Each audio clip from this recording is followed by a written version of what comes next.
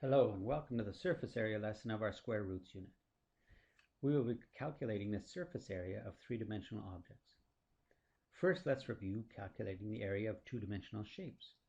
You already know how to calculate the area of a rectangle, or the area of a triangle, or the area of a circle. Let's just review those. Remember, the area of a rectangle is the length times the width. So if I have a rectangle that is, let's say 10 by 4, then my area equals the length times the width. In this case, the area would equal 10 times 4, which is 40. Remember, with a triangle, that the area is the base times the height divided by 2. So if we have a triangle, that is 4 again, let's make it 7. My area is the base times the height divided by 2. So the area of this triangle would be 7 times 4 divided by 2, or it would be 14. I'm not using any units, but we could be using centimeters or meters or any unit. Remember that the circle, the area of a circle, it's the radius that's important. And the radius is the distance from the center of the circle to the circumference. And the area of a circle is pi r squared. The area is pi r squared.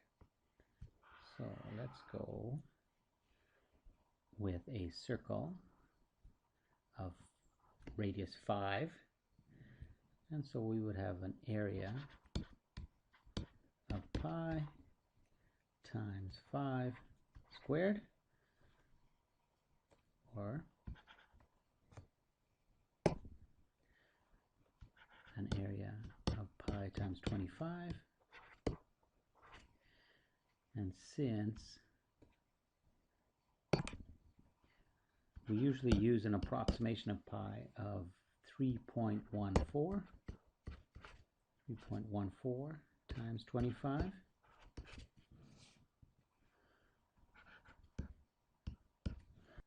we would have an area of approximately 78.5. So those are the areas of two-dimensional figures. Now we're going to calculate the surface area of three-dimensional objects. The surface area of an object is the sum of the area of all its faces. This means the surface area is the area of each of its two-dimensional sides added up. So in order to calculate the surface area of this object, which is a paper bag, we need to take each face and calculate the area of these and add these areas up.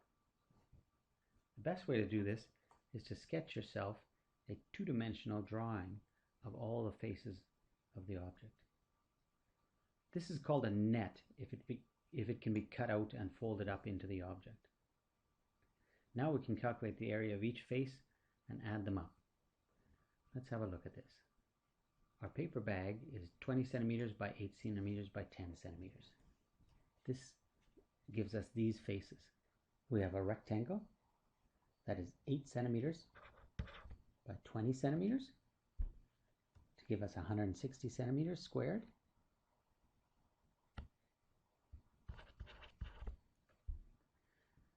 And we have a rectangle that is 10 meters by 20 centimeters to give us 200 centimeters squared. Another 8 by 20 side, another 160. Another 10 by 20 side to give us another 200. And then a base that is 8 by 10 to give us 80 centimeters squared. Notice that we're multiplying centimeters by centimeters, so we have centimeters squared. Let's add these up. 160, 160, 200, 280, and we get 800 centimeters squared. Let's try another object. Here's an object we call a rectangular prism. Let's say it is, let's make our numbers easy. Let's say it is 100 centimeters by 12 centimeters by 10 centimeters. Now what we want to do is draw ourselves a little diagram of all the faces. Something like this. We said it was 100 by 12 by 10. So you can see if we draw a sketch of its net, then we're going to have 100 by 12 by 10. And we'll have to calculate these rectangles. These two rectangles are 10 by 12. Each one of them would be 120 centimeters squared.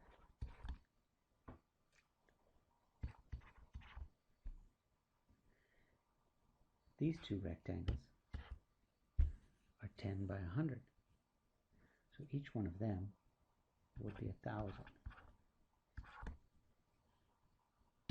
centimeters squared. And these two rectangles are 12 by 100. So each one of them would be 1,200 centimeters squared. Now all we have to do is add all those up.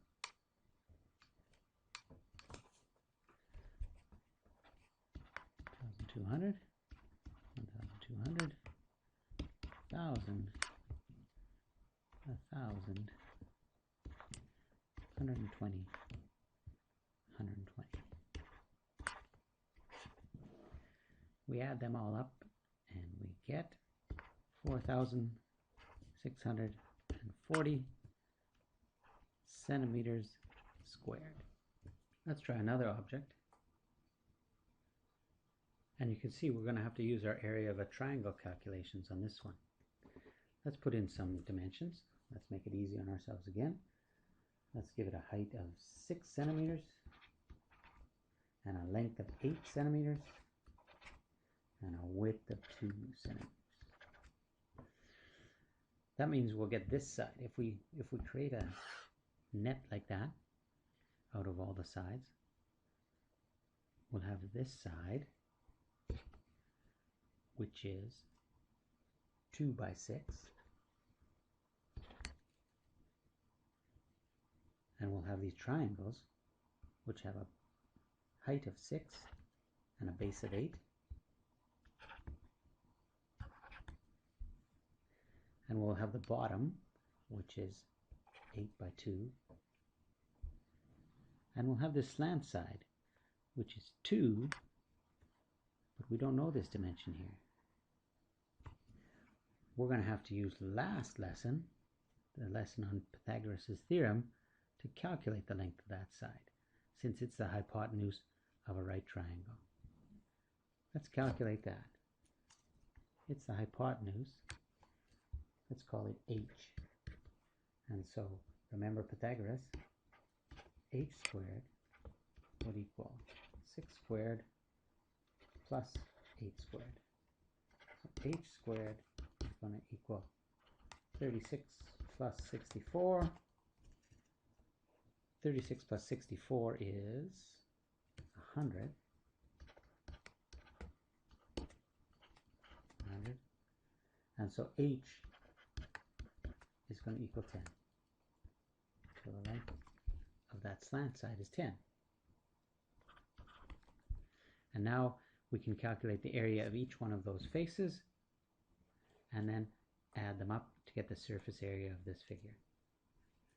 The side that is 2 by 6 will have an area of 12 centimeters squared. The triangle that has a height of 6 and a base of 8 would have an area of 6 times 8 divide 2. So the triangle is going to have an area of 24. And there's another one on this side that would have an area of 24. The bottom is going to have an area of 8 by 2 of 16 centimeters squared. And the slant side is going to have an area of 20 centimeters squared. So now we could add them all up. A 20, a 16, 12, and 2 24s.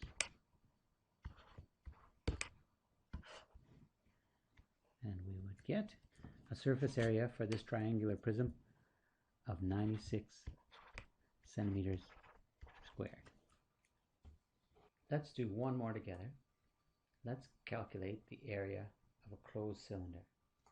For this, we will need our area of a circle calculation. Let's give ourselves some easy dimensions to work with.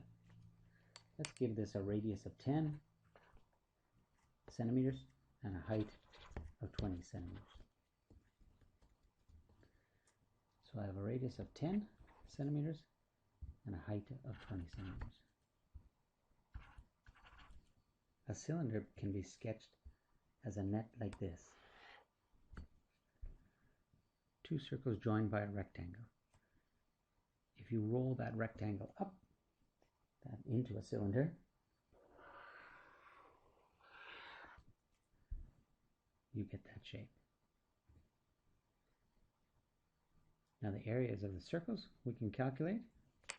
Area of the two circles are pi r squared.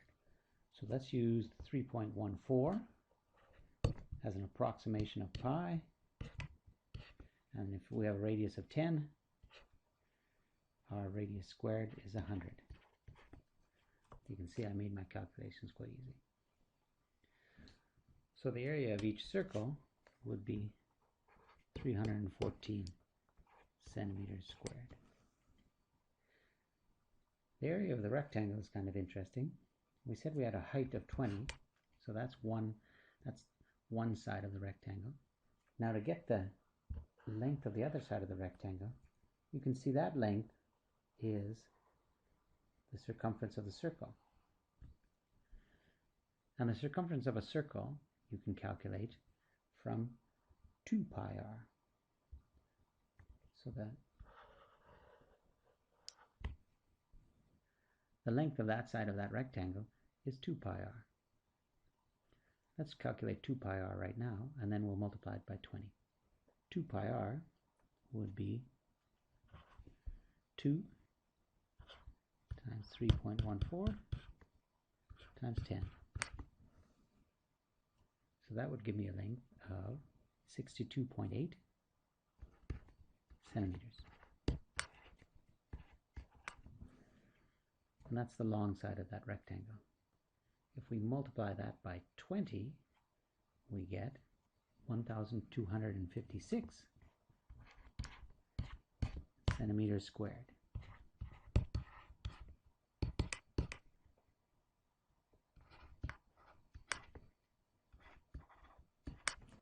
So for the surface area, we would have a rectangle whose area is 1,256 centimeters squared, and then two circles whose areas are 314 centimeters squared.